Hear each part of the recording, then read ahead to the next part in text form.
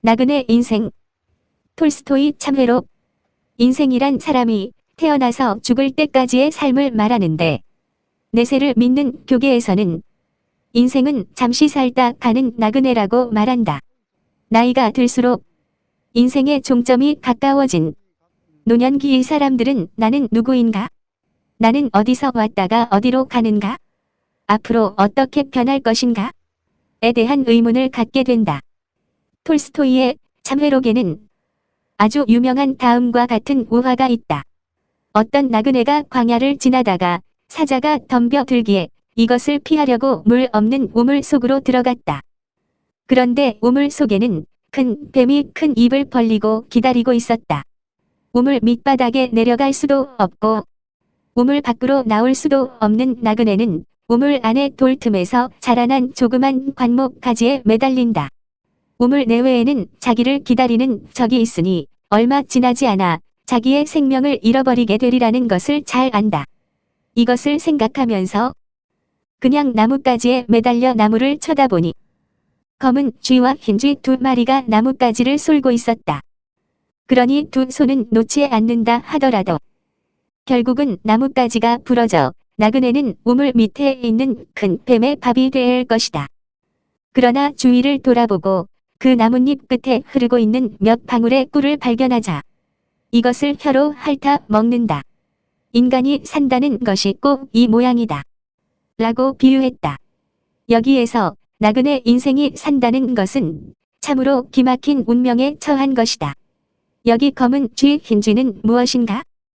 그것은 우리가 사는 밤과 낮은 시간을 의미한다.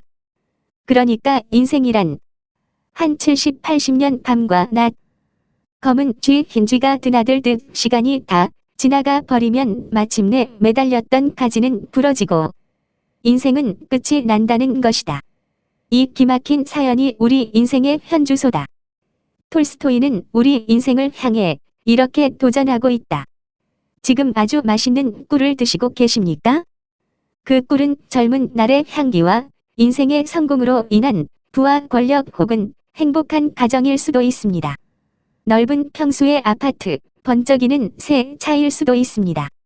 하지만 이제 검은 쥐, 흰 쥐 그리고 고개를 쳐든 독사를 기억해야 합니다.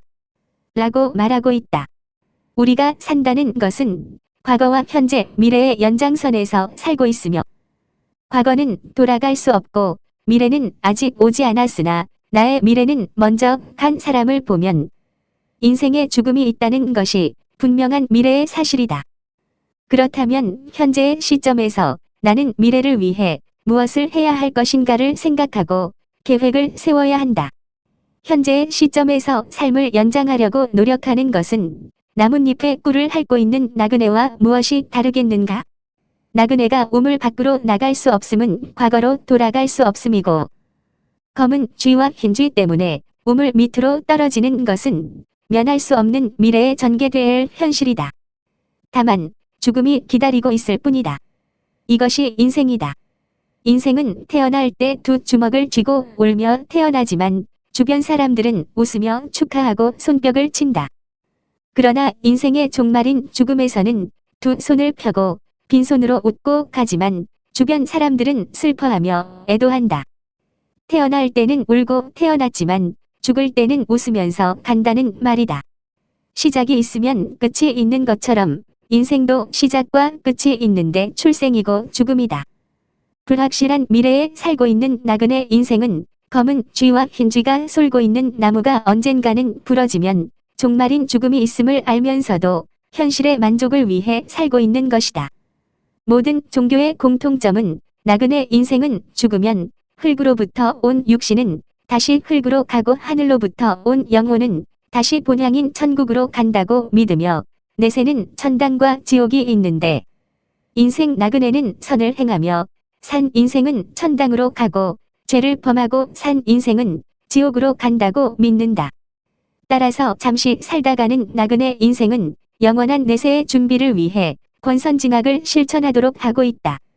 인생은 태어날 때 가진 자가 되기 위해 태어났고 초년의 삶은 가진 자가 되려는 준비 단계로 공부하는 단계며 중년문 직업을 가지고 가진 자가 되려고 일하는 단계며 말년인 노년문 가진 것을 베풀면서 인생을 정리하는 단계다. 노년의 나그네 인생은 가진 것을 보람 있게 베푸는 삶으로 살았으면 한다.